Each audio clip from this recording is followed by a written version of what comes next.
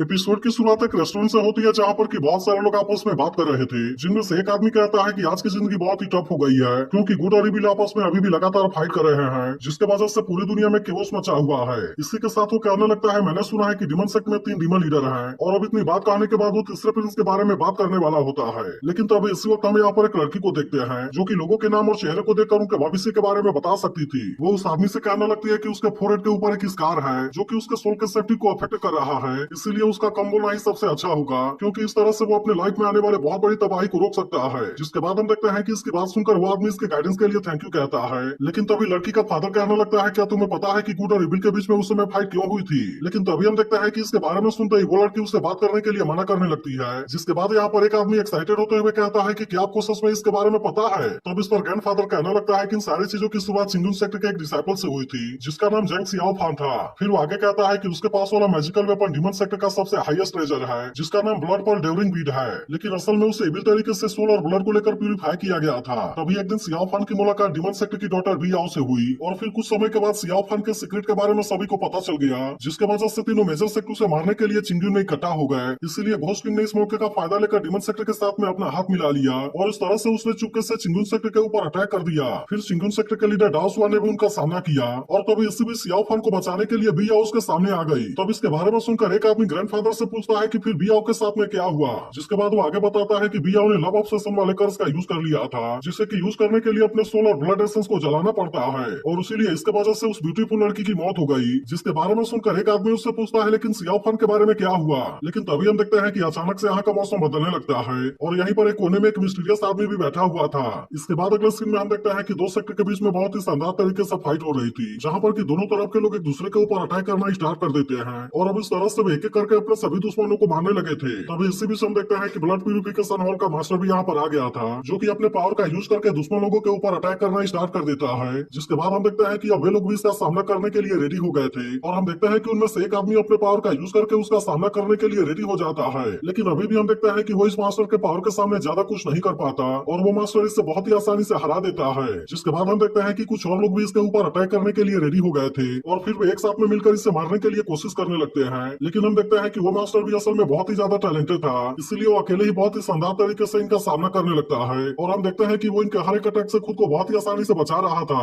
लेकिन अभी भी हम देखते हैं कि वे इसके सामने हार मानने के लिए रेडी नहीं होते और इसीलिए वे अभी भी लगातार इसके ऊपर अटैक करने की कोशिश कर रहे थे। लेकिन तो अभी इसी वक्त हम देखते हैं कि वो मास्टर यहाँ पर अपने रेड डिमन आई का यूज करने लगा था, जिसके अंदर से बहुत ही खतरनाक पावर बाहर आने लगती है और अभी इनमें से कोई भी इसके पावर के सामने कुछ नहीं कर पा रहा था। लेकिन तभी हम देखते हैं कि सियाओ फान भी यहाँ पर आ गया था और वो केवल एक ही झटके में इसके रेड डिमन आई को डिस्ट्रॉय कर देता है, जिसके वजह से हम देखते हैं कि वो मास्टर अब यहाँ पर कुछ भी नहीं कर पाता। इसके अलावा हम देखते हैं कि सियाओ फान अपने पावर का यूज करके इनको बहुत ही आसानी से मारने लगा था, जिसके वजह से अब इनमें से कोई भी उसे रोकने के लिए कुछ नहीं कर पाता और वे इसे देखते ही कहने लगते हैं कि यह तो असल में ब्लड प्रिंस है। तभी इसी बीच हम देखते हैं कि सियाओ फान इन सभी को धमकी देने लगता है और वो इनसे कहता है कि तुम मेरे सामने सरेंडर करोगे या नहीं करोगे। जिसके बाद हम देखते हैं कि इसके ऐसे पावर को देख वे सभी काफी डर गए थे और फिर वे कहने लगते हैं कि हम सरेंडर करने के लिए रेडी हैं। जिसके बाद हम देखते हैं कि अब उस मास्टर को भी समझ में आ गया था कि वो इसके पावर के सामने कुछ भी नहीं कर पाएगा, इसलिए वो कहने लगता है कि ब्लड प्यूरिफिकेशन हॉल पिछले 800 सालों से चला आ रहा था, लेकिन अब ऐसा लगता है कि आज इसके खत्म होने का टाइम आ चुका है। इसके बाद हम देखते हैं कि वो मास्टर अपने पास वाले टोकन को इसे देने के लिए भी रेडी हो गया था,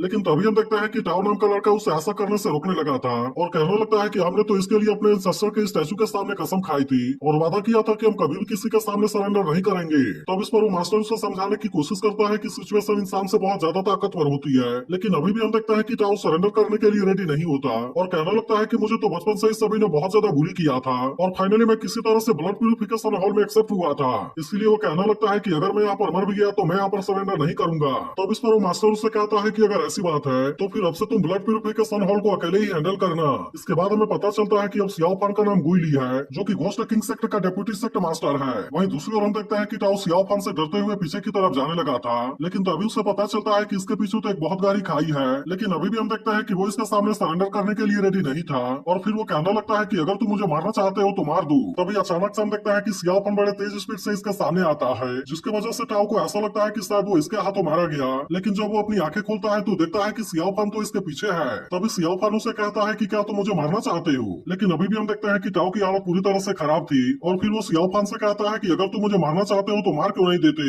लेकिन इस पर सियाओ फान उससे कहता है कि मैं तुम्हें नहीं मारूंगा और अब से तुम मेरे साथ में ही रहोगे। यह सुनकर टाओ कहने लगता है कि तुमने तो मेरे ब्लड प्यूरिफिकेशन हॉल को पूरी तरह से बर्बाद कर दिया, लेकिन क्या इसके बाद भी तुम चाहते हो कि मैं तुम्हें फॉलो करूं? तब इस पर सियाओ फान उससे कहता है कि मेरे बिना तुम डीमन सेक्टर के हाथों मारे जाओगे, इसीलिए अगर तुम मारे गए तो ब्लड प्यूरिफिकेशन हॉल पूरी तरह से खत्म हो जाएगा। जिसके बाद हम देखते हैं कि टाओ अपने हॉल को बचाने के लिए इसकी बात मानने के लिए रेडी हो गया था, और उसी के साथ वो उससे पूछता है कि तुम मेरे साथ में ऐसा क्यों कर रहे हो, लेकिन हम देखते हैं कि सियाओ फान उसके इस बात का कोई जवाब नहीं देता, और फिर हम देखते हैं कि वो किनारे पर आकर चुपचाप खड़ा हो गया था। तभी इसी बीच हम देखते हैं कि एक छोटा सा मंकी इसके कंधे पर आकर बैठ जाता है, और अब इस तरह से सियाओ फान फ्लाई करते हुए जाने लगा था, लेकिन तभी हम देखते हैं कि इसके पावर को सेंस करते ही चिंगुन सेक्टर का गार्डियन बहुत ही ज्यादा अग्रेसिव हो गया था, जिसे देखते ही वहाँ के सभी स्टूडेंट काफी परेशान हो गए थे, और फिर हम देखते हैं कि वे सभी अपने अपने पावर का यूज करके इसके वाटर अटैक को रोकने लगे थे, लेकिन अभी भी हम देखते हैं कि वे इसे रोकने में फेल होने वाले थे। जिसके बाद हम देखते हैं कि लू बिल्कुल सही समय पर यहाँ पर आ गई थी, और इस तरह से उसने अपने स्वॉर्ड पावर का यूज करके सभी को बचा लिया था। तभी इसी वक्त हम यहाँ से सियाओ फान को गुजरता हुआ नोटिस करते हैं, जिसके बाद अब यहाँ का गार्डियन भी पूरी तरह से शांत हो गया था,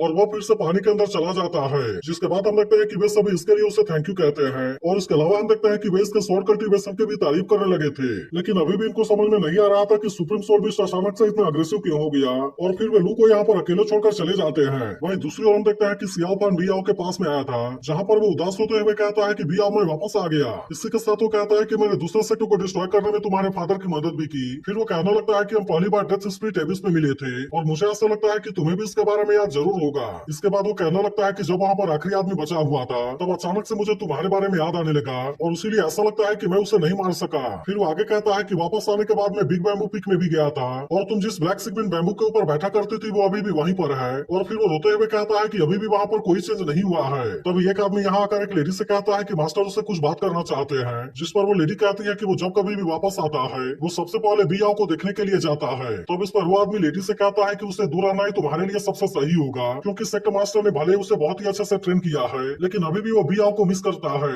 इसके बाद अगले सीन में हम देखते हैं कि जिंगू नाम का एक लड़का प्रैक्टिस कर रहा था। तभी इसी वक्त उसके सीनियर इसके ऊपर एक मोमबत्ती फेंकते हैं, जिसके बाद हम देखते हैं कि उसने अपने स्वॉर्ड का यूज करके इसे बहुत ही शानदार तरीके से काट दिया था, और फिर इसका यूज करके वो यहाँ के मसाल को भी जला देता है। तब इस पर वो सीनियर कहने लगता है कि ये 10 साल तो बहुत ही जल्दी गुजर गए, लेकिन मैंने जैसा सोचा था तुमने तो उससे भी अच्छा प्रोग्रेस किया है। इसके बाद वो जिंगू से कहता है कि आज सेक्टर मास्टर ने अनाउंस किया है, इसलिए चिंगुन सेक्टर के सभी डिसाइपल तुम कियान पीक पर इकट्ठा होंगे, और इस बात से मुझे ऐसा लगता है कि इस बार जरूर कुछ बड़ा होगा। लेकिन अब यहाँ से जाने के बारे में सुनते ही जिंगू इस बात से काफी उदास हो गया था, जिसके बाद वो सीनियर से कहता है कि तुम जैसे यंग लड़के को इस तरह से नहीं करना चाहिए। जिसके बाद हम देखते हैं कि अब जिंगू भी आखिरकार यहाँ से जाने के लिए रेडी हो गया था, और वो प्रॉमिस करता है कि वो अपने स्वॉर्ड का यूज करके डीमन को खत्म करेगा। लेकिन तभी इसी वक्त हम देखते हैं कि डाओ स्वान भी यहाँ पर आ गया था, जिसे देखो सीनियर उसे कहने लगता है कि मैं भी असल में अपने मौत का इंतजार कर रहा था, लेकिन इसके बाद भी उसे तुम 10 साल तक यहाँ पर रखने के लिए मान गए, इसलिए मैं इसके लिए तुम्हें थैंक यू कहता हूँ। तब इस पर डाओ स्वान कहता है कि मैंने आपको उस समय मास्टर से बचाया था, लेकिन उसके बाद भी आपने मुझे उसके लिए थैंक यू नहीं बोला था,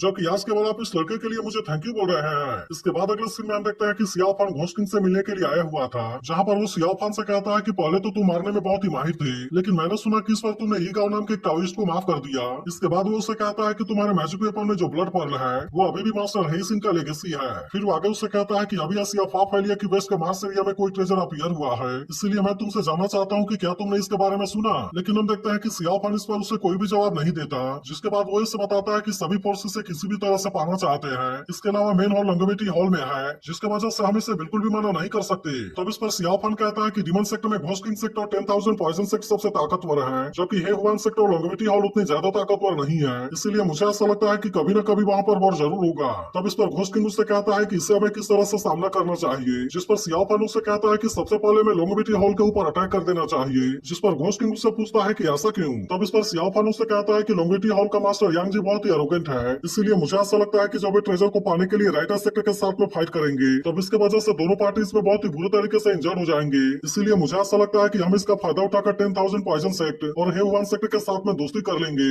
और फिर इस तरह से हम केवल एक ही बैटल में जीत जाएंगे। तब इसके बारे में सुनते ही घोस्ट किंग उससे कहता है कि तुम्हारे सोच और मेरे सोच में तो कोई भी डिफरेंस नहीं है। तब इस पर सियाओ फान उससे कहता है कि इन 10 सालों में आपने मुझे हेवनली बुक का 2 स्क्रॉल दिया था, जिसकी वजह से मुझे ऐसा लगता है कि अगर मैं इसके बारे में अच्छे से नहीं समझ सका तो फिर क्या इसका मतलब ये नहीं हुआ कि मैंने आपके हार्डवर्क को वेस्ट कर दिया। तब यहाँ सुनकर घोस्ट किंग उससे कहता है कि मैंने जो तुम्हें दिया है उसे तुम्हें अपने ही बल पर समझना होगा, लेकिन तुम तो इसे केवल 10 सालों में ही समझ गए, इसलिए मुझे ऐसा लगता है कि यह चीज तो असल में बहुत ही रेयर है। इसके बाद वो इससे बताता है कि 10,000 पॉइजन सेक्ट और हे हुआन सेक्ट हमारे साथ में कोऑपरेट करने के लिए रेडी है, और फिर वो इसे एक लेटर देते हुए कहता है कि एग्रीमेंट की सारी डिटेल इसके अंदर है। इसके बाद वो उससे कहता है कि जल्दी से तुम डेथ मार्स वाले एरिया में जाओ, जहाँ पर की घोस्ट किंग सेक्ट के सभी लोग तुम्हारे ऑर्डर का इंतजार कर रहे हैं। लेकिन तो अभी वो उससे कहता है कि अभी भी एक चीज बाकी है, और तुम तो अभी भी होली रिलीजियन सेक्टर को डीमन सेक्टर के जैसे मानते हो। तब इस पर सियाओ फन कहता है कि मैंने सेक्टर को 10 सालों के लिए ज्वाइन किया था, जहाँ पर कि सारे दिन ब्लडी फाइट होती रहती है। इसीलिए वो सवाल करता है कि होली नाम को लेने के लिए काबिल कौन है। तब इस पर घोस्ट किंग उससे कहता है कि ट्रूथ सेक्टर के बारे में क्या, जहाँ पर कि तुम्हारा जन्म हुआ था। तब इस पर सियाओ फन कहता है कि ट्रूथ सेक्टर के लोग भी गलत काम करते हैं, इसी वजह से वे भी डीमन सेक्टर से कम नहीं है। तब इसकी ऐसी बात सुनकर घोस्ट किंग उससे पूछता है कि तुम्हारे दिल में ट्रूथ का मतलब क्या है, लेकिन इस पर सियाओ फन कहता है कि मैं नहीं जानता, और अब इतनी बात कहने के बाद वो यहाँ से चला जाता है। इसके बाद अगले सीन में हम देखते हैं कि चिंगुन सेक्टर के सभी डिसाइपल डाओ सुआन के सामने इकट्ठा हुए थे, जहाँ पर सियाओ इकाई इन सभी से कहता है कि मैंने अभी सुना कि वेस्टर्न के मार्स एरिया में अभी कोई ट्रेजर ओपन होगा, इसीलिए डीमन सेक्टर भी उसे पाने के लिए वहाँ पर आने वाले हैं। लेकिन मुझे ऐसा लगता है कि अगर वह ट्रेजर उनके हाथों में चला गया तब इसके वजह से वो और भी ज्यादा खतरनाक हो जाएंगे। इसके बाद वो आगे इनसे कहता है कि इसीलिए सेक्टर मास्टर ने टैलेंटेड लोगों को सिलेक्ट करने का डिसाइड किया है, जो कि वहां पर जाकर डीमन के साथ में फाइट करके उनको हराएंगे। इसके अलावा हम देखते हैं कि तियानिन टेम्पल और फांसियांग वैली भी अपने स्टूडेंट को वहां पर भेजने वाले थे, जिसके बाद हम देखते हैं कि इसके बारे में सुनकर वे सभी भी इसके लिए रेडी हो गए थे। और फिर अगले सीन में हम देखते हैं कि फांसियांग वैली के स्टूडेंट भी वहां पर जाने लगे थे। वहीं दूसरी ओर हम देखते हैं कि सियाओ हान भी अपने ग्रैंडफादर के साथ में वहीं पर जा रही थी, लेकिन वहीं अब उधर सियाओ फान भी वहां पर जाने के लिए निकल गया था। इसके बाद अगले सीन में हम यांगजी को देखते हैं, जो कि डाओ सुआन के साथ हुए फाइट के बारे में याद करके काफी उदास हो गया था, क्योंकि वो वहां पर उसके सामने कुछ भी नहीं कर पाया था। अब इसी वजह से हम देखते हैं कि वो इसके बारे में याद करके अपने एंसेस्टर के सामने माफी मांग रहा था। इसके बाद वो कहने लगता है कि अब तो हमारा सेक्टर का डिक्लाइन शुरू हो गया है और इसीलिए यह सिचुएशन हमारे लिए बहुत बड़ी परेशानी है। लेकिन फिर वो कहने लगता है कि अब यहाँ पर किसी यूनिक ट्रेजर का जन्म होने वाला है, इसलिए अगर आपके ब्लेसिंग से हम उसे हासिल करने में कामयाब हो गए तब इस तरह से हम तो अपने एनिमी को बहुत ही आसानी से हरा पाएंगे और फिर इस तरह से हम अपने लोंगिटी हॉल के गौरव को फिर से रिस्टोर कर पाएंगे। इसके बाद अगले सीन में हम देखते हैं कि हुआंग अपने ग्रैंडफादर के साथ में दवांग विलेज में आ गई थी,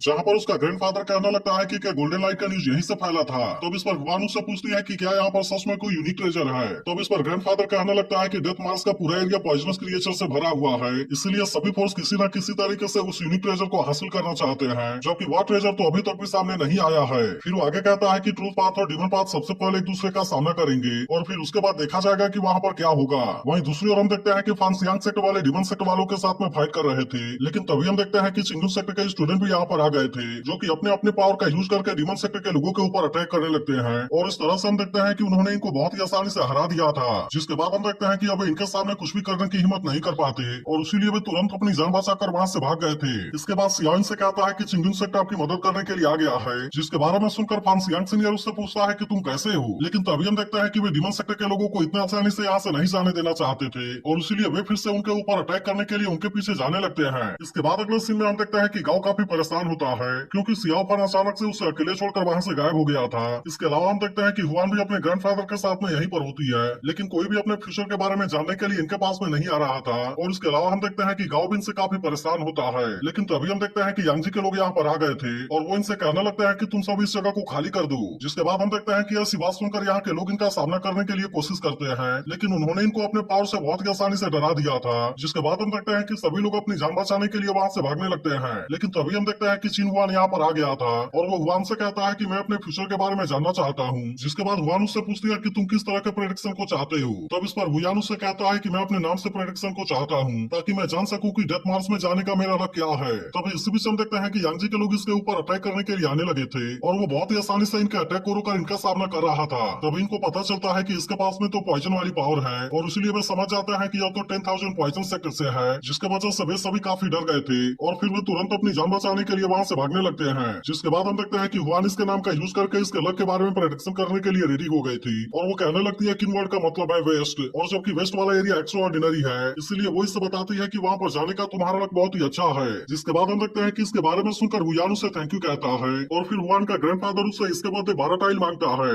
जिसके बाद हम देखते हैं कि हुआन ने खुशी खुशी उसे 20 टाइल दे दिया था, लेकिन तभी वो हुआन से कहने लगता है कि मेरा एक और फ्रेंड भी वहाँ पर जाने वाला है, इसलिए मैं चाहता हूँ कि तुम उसको भी लक के बारे में प्रेडिक्ट करो। इसके बाद वो इसे बता देता है कि उसका नाम गुइली है, लेकिन इस पर हुआन उससे कहती है कि फेस या फिर वर्ड प्रेडिक्शन के लिए मुझे उस आदमी से मिलने की जरूरत होती है। जिसके बाद हम देखते हैं कि यहाँ का मौसम अचानक से काफी तेजी से बदलने लगा था और तभी कुछ सियाओ फान यहाँ पर आकर हुआन से कहता है कि तुम मेरे बारे में भी प्रेडिक्शन करो। तब इस पर हुआन कहती है कि लिबर्ट घोस्ट और गॉड में डिसबिलीव को शो करता है, इसलिए तुम मुझसे इसके बारे में क्यों पूछना चाहते हो। लेकिन तभी हुआन से कहता है मुझे ऐसा लगता है कि तुम इसके बारे में गलत हो, क्योंकि क्रिएशन के शुरुआत में इविल स्काई किंग ने एक नए वर्ल्ड को क्रिएट किया था, जिसके बाद हेल्कविन ने सारे लिविंग क्रिएचर को क्रिएट किया और यही चीज मेरे सेक्रेट टीचिंग सेक्रेट का ट्रूथ है। और फिर वो कहने लगता है कि कोई इसके ऊपर यकीन कैसे नहीं कर सकता। लेकिन तभी हम देखते हैं कि वे दोनों एक दूसरे की तरफ देखते हुए काफी गुस्सा हो गए थे और इनको देख ऐसा लग रहा था कि वे दोनों अब एक दूसरे के ऊपर अटैक भी कर देंगे। लेकिन फिर इसके कुछ देर के बाद हम देखते हैं कि सब कुछ पूरी तरह से नॉर्मल हो गया था। और फिर वियान सियाओ फान से कहता है कि मैंने तो तुम्हारे बारे में बहुत कुछ सुना था और अब मुझे भी ऐसा लगता है कि तुम्हारे बारे में जो र्यूमर है वो तो पूरी तरह से सही है। इसके बाद वो कहता है ऐसा लगता है कि ब्रदर गुली के हाथों में आना कंफर्म है। जिस पर सियाओ फान भी उससे कहता है कि अगर सीनियर पॉइजन गॉड ऐसा चाहते हैं तो फिर इसे लेने के लिए साहस कौन करेगा।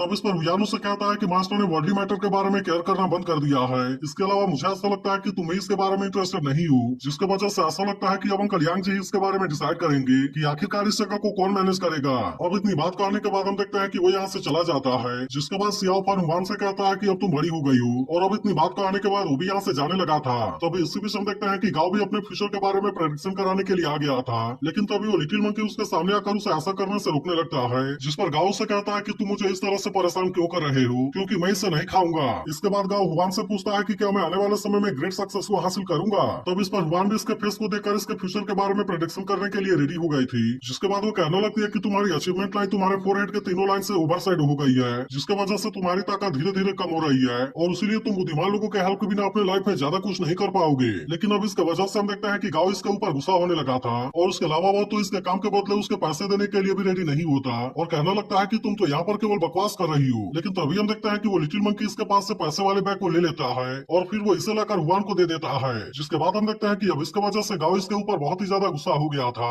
लेकिन फिर वो अपने आप को कंट्रोल करते हुए कहता है कि मैं इसका हिसाब किताब किसी न किसी दिन बराबर जरूर करूंगा। जिसके बाद हम देखते हैं कि हुआन इसके लिए लिटिल मंकी को थैंक यू कहती है और इसके अलावा हम देखते हैं कि वो इस सब पंपकिन कैंडी भी खाने के लिए देती है। जिसके बाद हम देखते हैं कि इस बात से वो लिटिल मंकी भी बहुत ज्यादा खुश हो गया था और फिर वो इसे लेकर वो भी गांव के पीछे पीछे चला जाता है। तभी जिन यहाँ आकर कहने लगती है कि तुम तो अभी भी पंपकिन कैंडी को पसंद करती हो। जिसके बाद हम देखते हैं कि उसे देख हुआन भी काफी खुश हो गई थी और फिर वो पूछने लगती है कि सिस्टर आप यहाँ पर कैसे। वहीं दूसरी ओर हम देखते हैं कि लोंगिटी हॉल के लोग टूथपाथ के ऊपर नजर रखे हुए थे और फिर वे कहने लगते हैं कि जल्दी से हॉल मास्टर को जाकर इसके बारे में बता दो क्योंकि अभी डेथ मार्च के तरफ जा रहे हैं। वहीं उधर हुआन जिन से पूछती है कि क्या हम आपको नहीं रोकेंगे, लेकिन इस पर जिन उससे कहती है कि इस बात से कोई भी फर्क नहीं पड़ता क्योंकि मैं यहाँ पर किसी भी जल्दीबाजी में नहीं आई हूँ। तभी इसी वक्त हम देखते हैं कि कुछ इविल आई ग्रैंडफादर के ऊपर नजर रखे हुए थे। लेकिन तभी हम देखते हैं कि जिन जैसे ही अपने पावर का यूज करके अटैक करती है वे सभी फिर से वहाँ से गायब हो जाते हैं। लेकिन तभी इसी वक्त हम देखते हैं कि वुयान भी यहाँ पर आ गया था और वो जिन से कहता है कि हमने तो जरूरी मैटर के बारे में एक साथ डिस्कस करने के लिए प्रॉमिस किया था, लेकिन इसके बाद भी तुम यहाँ पर अब क्यों आ रही हो। तब इस पर जिन उससे कहती है कि 3 दिन पहले 10,000 पॉइजन सेक्टर के पॉइजन की वजह से